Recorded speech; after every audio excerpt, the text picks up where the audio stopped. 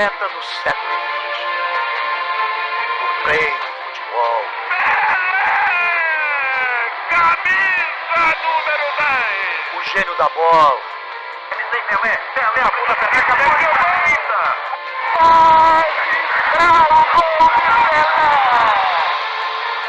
O único jogador tricampeão mundial. O maior de todos os tempos. Pelé! 1000 gols! Pelé! Dizem que todas as histórias têm um começo, um meio, um fim. Nem todas. O roteiro de vida que Pelé escreveu com os pés pelos campos do planeta não tem ponto final. É uma história que vai continuar sendo contada e recontada de geração a geração, de gol a gol. De título a título, a cada imagem revisitada de um personagem que nasceu para se tornar imortal, para se tornar uma lenda. A saga do menino pobre que nasceu num lugar escondido entre as montanhas de Minas Gerais. Três Corações, uma cidade que viveu às escuras até 1940. Quando a luz chegou, a alegria foi tanta que um dos moradores decidiu dar ao filho que nascia um nome em homenagem ao inventor da lâmpada elétrica, Thomas Edison. E veio então ao mundo uma criança iluminada. Edson Arantes do Nascimento, o filho primogênito do casal Dondinho e Celeste. Dondinho era jogador do time de futebol local, ganhava quase nada, tempos difíceis. O pequeno Edson ainda era chamado de Dico, quando toda a família se mudou para Bauru. O pai tinha recebido proposta para trocar de clube. Dico cresceu e ganhou a rua. Aos 6 anos, já se dividia entre os estudos e os chutes em bolas de meia. Em Bauru, foi chamado pela primeira vez de Pelé. Jogando futebol na rua, com os garotos, eu devia ter 7 para 8 anos. Foi quando eu conheci o Pelé. Aí o garoto chamou Pelé, eu não sei se foi uma brincadeira, se eu falei alguma coisa errada, se foi uma piada. Eu briguei com ele porque eu não queria o apelido de Pelé, eu não sabia o que era, uma coisa feia, eu achava na época. Para encurtar a conversa, toda a garotada do colégio, as meninas começaram a chamar Pelé, Pelé, e eu brigava com todo mundo. Foi assim que eu peguei o apelido de Pelé, sem saber por quê. E hoje eu adoro, né, porque é um nome conhecido no mundo todo. A fama mundial só viria uma década depois do novo apelido. Mas o franzino herdeiro de Dondinho já era um craque com a bola no pé. Com 9 anos, Pelé viu o pai chorar na derrota para o Uruguai em plena final da Copa e lançou uma profecia. O meu pai, assistindo a Copa dos 50, ele chorou, né, quando acabou. Aliás, o Brasil todo chorou.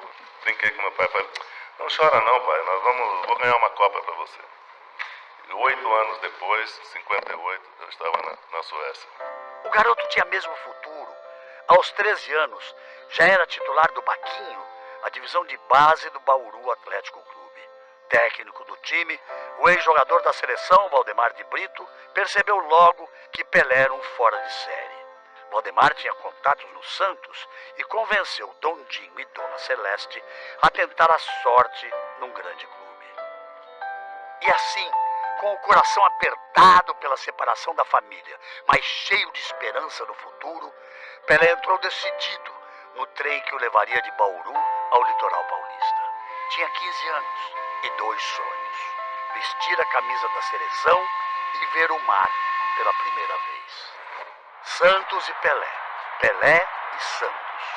Uma tabelinha que deu muito certo. No único clube brasileiro que defendeu, Pelé jogou 19 temporadas, ganhou 26 títulos. Com ele em campo, o Santos conquistou 6 campeonatos brasileiros, 2 taças Libertadores da América e 2 mundiais interclubes. Vestindo a camisa 10, que se tornaria marca registrada, Pelé fez muitos gols. 1091, para ser mais preciso. O primeiro foi marcado logo na estreia, ainda em 1956. A goleada sobre o Corinthians de Santo André teve pouco destaque na imprensa. E o nome da jovem promessa ainda saiu errado: Pelé, com T. Mas em pouco tempo, o nome Pelé estaria na boca de todo o país. e o sonho de jogar na seleção parecia mais real a cada dia. Ele só não achava que seria tão rápido. Com apenas 16 anos, Pelé tomou um susto ao ouvir a notícia pelo rádio. E fechando a lista dos convocados da seleção do técnico Vicente Feola, uma novidade: o garoto Pelé. Um ano depois, Pelé estava na Copa. Ele se divertia como um adolescente. Começou o Mundial na reserva e só foi estrear na terceira partida na vitória sobre a União Soviética. E nunca mais saiu. No jogo seguinte, contra o país de Gales, Pelé fez o primeiro gol em Copas. E que gol! Brilhou ainda mais contra a França ao marcar mais 3 vezes, garantindo o Brasil na final contra os donos da casa. Pelé ainda não sabia, mas estava prestes a entrar para a história como o jogador mais jovem a ganhar uma Copa. E na virada contra a Suécia na decisão, ele fez outros 2 gols. Este aí, presente em qualquer antologia do futebol. Brasil 5-2. Campeão do mundo. Era emoção demais para um garoto de 17 anos. Na Copa do Chile em 62, Pelé chegou como principal estrela e marcou logo na estreia. Mas uma contusão no segundo jogo o tirou da Copa. Teve que ver o bicampeonato mundial na arquibancada. Também não deu sorte na Copa de 66 na Inglaterra. Caçado em campo no terceiro jogo contra Portugal, jogou o segundo tempo machucado e o Brasil foi eliminado.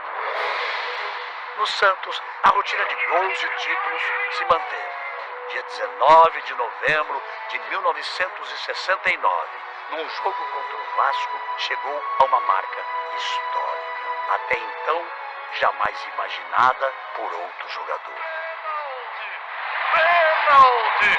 Está aí o momento mais emocionante do futebol em 1969. A segundos do gol do século. Atenção, caminha Pelé, chutou, é gol! Gol de Pelé! Pelé! 1000 gols! Pelé! O mundo aos seus pés! E Pelé tinha fôlego para mais. A Copa de 70 no México foi a última, mas foi inesquecível. Fez 4 gols e deu o passe açucarado para Carlos Alberto marcar aquele que virou símbolo do tri. 3 lances desse Mundial não balançaram a rede, mas entraram para a história.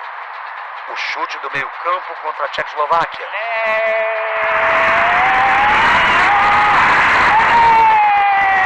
A cabeçada para a incrível defesa do inglês Gordon Banks. E o drible sem bola do goleiro uruguaio Mazurkiewicz. Depois da Copa, Pelé foi aplaudido de pé por todo o Maracanã ao se despedir da seleção em um jogo contra a Iugoslávia. É até hoje o artilheiro que fez mais gols pelo Brasil. 95.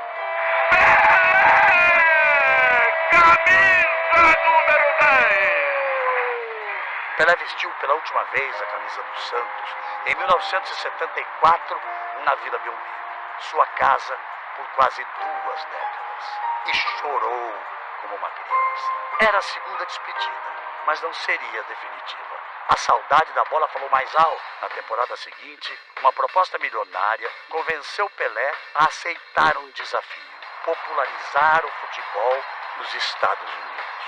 No New York Cosmos, chegou aos 1.282 gols e conquistou o 32º título da carreira. Em 1977, deu adeus aos campos profissionalmente num amistoso entre o Santos e o Cosmos. E deixou a marca de artilheiro na última despedida. E deixou muito mais. Deixou um nome que virou adjetivo: Pelé. O Pelé dos futebolistas. Deixou a mais completa tradução e harmonia entre força, talento, explosão e genialidade. Pelé, o rei que reinventou o futebol. Pelé, o eterno namorado da Bola. Querida Bola, se existe uma coisa importante no mundo, é você. Se Deus mandou você pra mim e ter tanta liberdade, tanta amizade com você, é porque Deus me ama. Love! Love!